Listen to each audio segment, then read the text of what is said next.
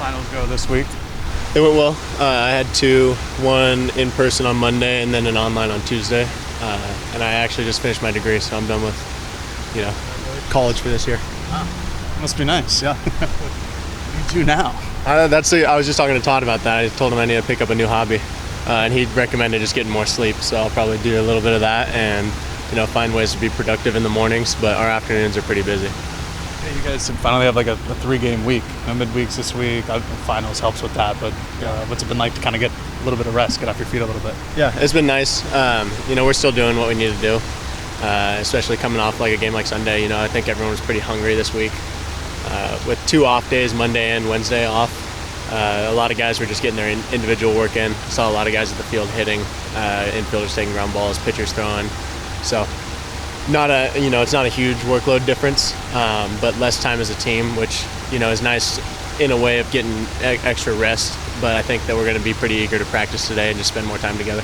I'd like to see the team kind of, you guys, obviously the Sunday loss was pretty bad, and you guys all kind of rebounded and look forward to getting to this week. What does it say about the team? Yeah, I think I'm proud of the guys, how quickly we got to the next day. Baseball's a tough sport, and it's a lot about that, getting to the next pitch, we like to say a lot. So I think we did a good job of that. Tuesday's practice was pretty dominant, and we're looking to do that again today before, playing some good games this weekend. Well, so that offensively, some of the changes kind of trying to be more consistent, just what kind of goes into that if you're willing to share about it? Yeah, Waz has been pretty clear with us hitters. He's looking for short strokes, being accurate with the barrel, less, foul balls, less swing and miss. When we get a pitch to hit, we hit it. And I think that comes into our work, so we're doing a lot to just shorten up. We trust that we're strong people and we're going to be physical and slug and do all those things, and we're just looking for that consistency that you mentioned. That comes with work and time. Chase back, are you going to be a catcher anymore? I think the option's still there. We've got an amazing group of catchers all the way down, all 5 of us, so whatever opportunity presents itself, willing and excited to take, but just looking for a way to impact the team wherever it is. Drop down from the 4 to the 6 hole. Has that been any change for you at all? Like, have you seen different pitches in that spot, or is it just kind of normal? It was nice the first couple games. I got a lot of fastballs, even in 2-strike counts, so I was happy with that. Got my hits around that time. I had a phone call with my dad, and he mentioned the same thing. He's like, got you out of the 4 hole, now you're hitting heaters. So I was excited for that. But yeah, it's all, it's every at-bats, just approach differently. Pitching coaches all look at the lineup and just see who hits what. So I don't know if it's always dependent on where you're at in the lineup, but happened to get some good pitches to hit this last weekend early. Where do you feel like the offense has to go from here? You guys have obviously had some really good showings, but still a 17-4 ball club top 10 team, but where do you feel like the offense can go from here? Yeah, I think the theme of it is that, if you ask each guy if they're playing their best baseball, I don't think anyone would say yes.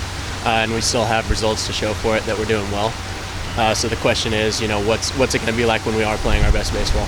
And then finding a way to get there. So every day we're showing up to the field working and just looking for little improvements that hopefully when it comes to game time show up and we're ready to roll. From both sides this year, there was a portion of last year where we're hitting lefty versus lefties. Just how do you feel like your righty swing is going along this year? It's coming. It's the same kind of thing. Day by day, it's adjustment. That's just what hitting is. But I'm happy with being able to commit to that and consistently doing it.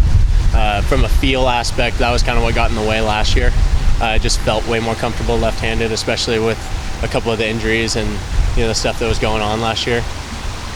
So I'm just happy that my body feels good to move from both sides of the plate. Does it help your body to be playing in the outfield more than it is to be a catcher? There's pros and cons to it. There's more collision in the outfield, running into walls and stuff and diving. So it's not like I'm not sore finishing a game in the outfield, but it gives my knees a break from squatting. It's just a different overall aspect. So.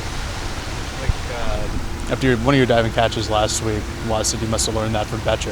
Just with the diving aspect, running in the walls, just how much is learning from him, Colby Shade the year before, just how has that kind of helped you in the outfield as well? Yeah, it's been, this is the 4th year of watching really good outfielders out there every day in practice, games, whatever it is. Being close friends with a guy like Betcher, it made it so that I felt really comfortable asking him a lot of questions. And I just know his personality was when the ball is up, I'm going to go get it. So I like to try to take that approach as much as possible. Guys like Colby Shade, Tanner Smith, all those guys, Anthony Hall, even Riku Nishida, a guy that played second base. He's somebody that I look at a lot because, outfield wasn't his primary position, and that's kind of how I was coming into this. And just being a baseball player and being adjustable and ultimately just, making plays when I'm told to and not being afraid of going after the ball. So I think that's been a list of people to learn from. Like working with Mace out there in the outfield. He's another one. He's a guy that came in and would probably admit that, this is a new standard of outfield play where it's a little less casual than other places that he may have played or high school or whatever it was. Waz demands a lot of us, and it might have taken an adjustment, but I'm happy to see how far he's come. He's a guy that is physical and has the tools, and when he goes for it, it's amazing. He's one of a kind of player. So playing with him out there, he's a smart kid. He's constantly talking about what's going on in the game, talking about, what to expect. So having a guy like that right next to you is pretty cool. Just with Mace again, just what is it like watching him hit on a day-to-day basis? Because we get to see it a couple times a week, but just you working with him last year, working him through the fall, just like what's it like to watch him go out of work? Yeah, I don't think we give him enough credit for how smart he really is. Like, he's a guy that if you watch him, he's really particular and he's constantly thinking and making quick adjustments. And whether that comes natural or not, I don't know, because it's what's going on in his head.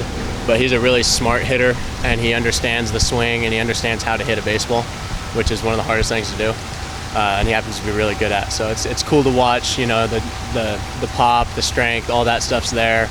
And he's becoming just an overall hitter that is, really impressive at the college level.